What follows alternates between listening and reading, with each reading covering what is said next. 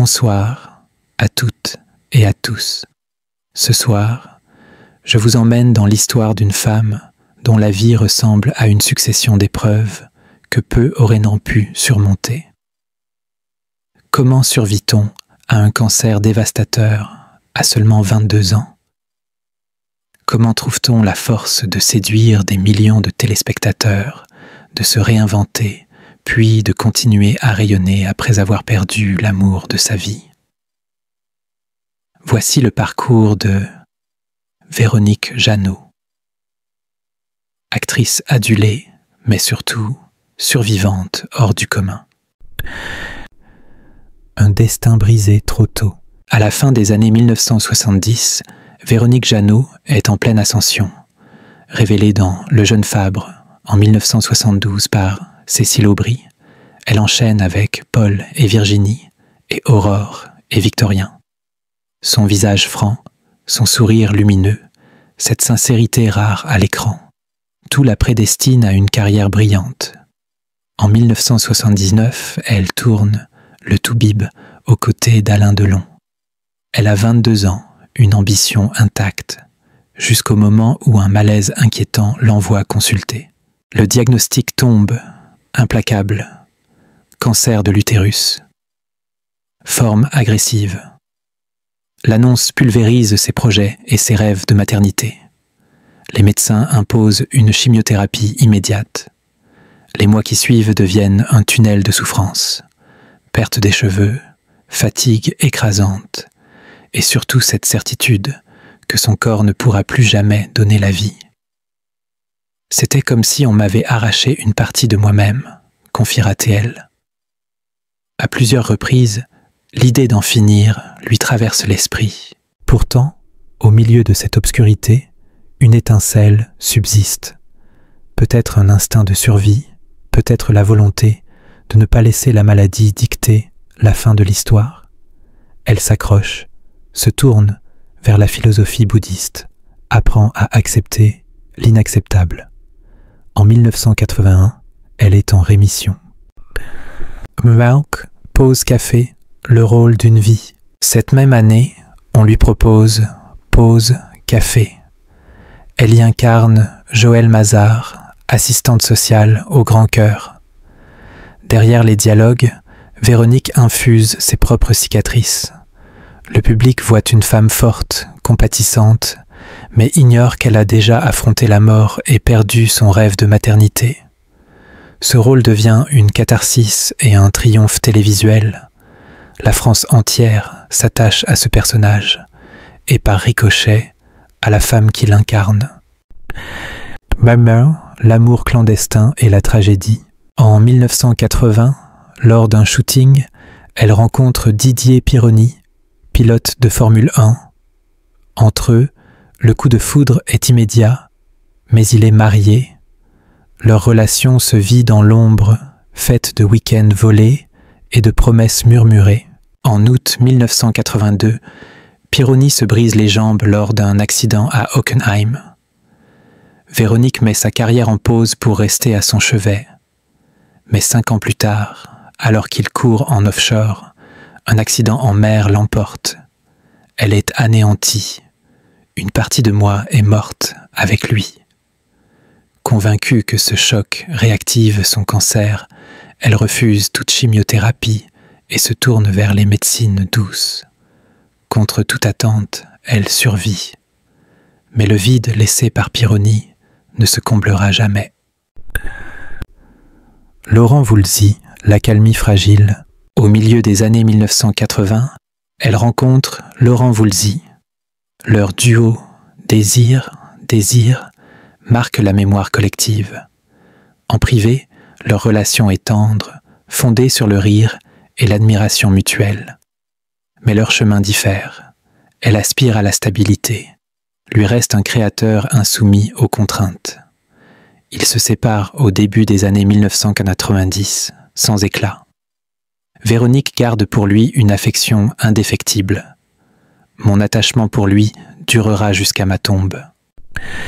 Bauer, une autre forme de maternité, privée d'enfants biologiques, Véronique décide de réinventer la maternité. En 2005, elle fonde Grain d'avenir pour aider les enfants tibétains en exil. À Dharamsala, elle rencontre Migmar, une fillette de 8 ans qu'elle parraine et accompagne. Ce lien maternel devient l'un des piliers de sa vie. Drukgyal, une philosophie née des ruines, cancer, deuil, rupture. Chacune de ces épreuves aurait pu la faire sombrer. Mais Véronique Jeannot a choisi de transformer la douleur en mission. Sa carrière et son engagement humanitaire sont liés par la même conviction. La vie vaut d'être vécue pleinement, même blessée. Aujourd'hui, lorsqu'elle parle, il n'y a ni amertume, ni pathos, mais une sérénité qui force le respect. Elle n'a rien oublié, mais elle a tout intégré. Et c'est peut-être là, dans cette alliance entre lucidité et espoir, que réside la vraie force de Véronique Jeannot. Être restée debout et avoir choisi de tendre la main aux autres. Véronique Jeannot, un destin forgé par l'amour, les épreuves et l'inflexible volonté de rester humaine. Il y a des histoires que l'on croit deviner dès la première phrase, comme si la trajectoire d'une vie se lisait à livre ouvert. Celle de Véronique Jeannot n'en fait pas partie. Derrière son sourire serein, façonné par des décennies de carrière, se cache une existence où les moments de grâce ont toujours côtoyé les tempêtes et où chaque victoire a été arrachée à la vie comme un morceau de ciel entre deux nuages. Son parcours vers la maternité, par exemple, n'a rien d'une route tracée d'avance. Il commence presque en arrière-plan, dans ces échanges apparemment ordinaires qui finissent par bouleverser un destin. Au fil des années, ces conversations avec une jeune adolescente tibétaine, Migmar, deviennent plus que de simples appels. Elles se transforment en étés partagés en France. Puis, un jour, Migmar prend une décision radicale. Elle ne rentrera pas. Ce refus, à 15 ans, est déjà un acte de survie et de quête d'avenir. Véronique, loin de se laisser freiner par la prudence, prend alors une décision que peu auraient osé. Elle adopte Migmar en 2013. Ce geste d'amour est aussi un engagement total, et il se heurte rapidement aux réalités que les contes de fées ignorent. Accueillir une adolescente, c'est affronter ses blessures invisibles, ses colères imprévues, ses rêves parfois trop grands pour ce nouveau monde. Véronique parlera plus tard d'un tsunami, une vague à la fois joyeuse et déstabilisante, capable de tout renverser sur son passage. Pour Migmar, l'adaptation fut un long apprentissage. Comprendre une nouvelle langue, décoder des codes sociaux inconnus, faire confiance.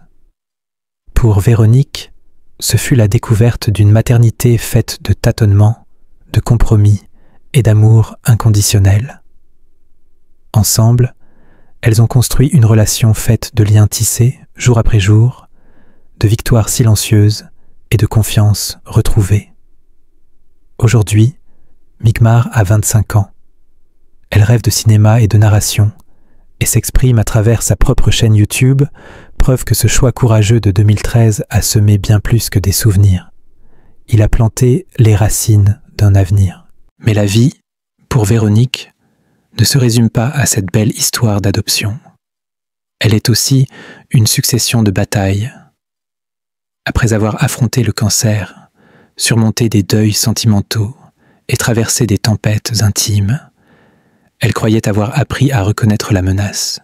Pourtant, en 2019, c'est un coup d'une autre nature qui la frappe, une escroquerie financière.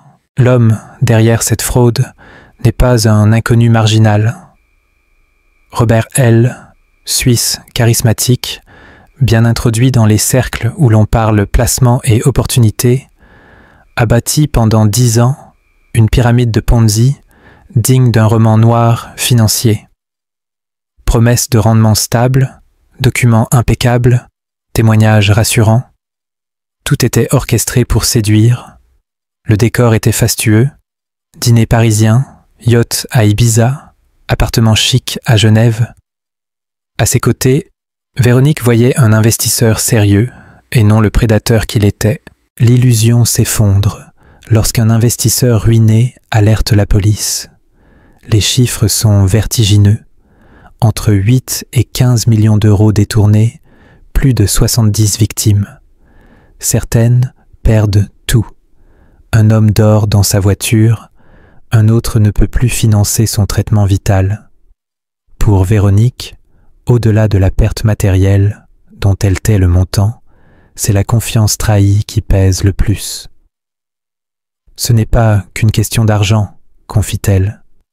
C'est une violation de ce que vous croyez vrai. » Robert L. est arrêté en Suisse, placé en détention préventive. Mais pour les victimes, le chemin est long et incertain. Véronique, elle, puise dans les mêmes armes qui lui ont permis de traverser d'autres crises. Méditation, philosophie bouddhiste, refus de l'amertume. Là où d'autres auraient cédé au cynisme, elle choisit de préserver sa bienveillance.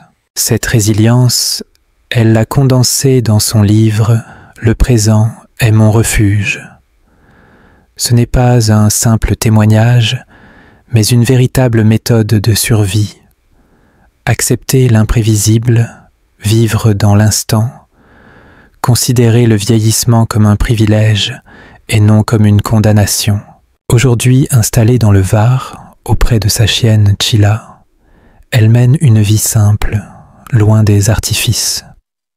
Pas de chirurgie esthétique pour masquer le temps. Son visage raconte son histoire, avec ses rides comme autant de chapitres.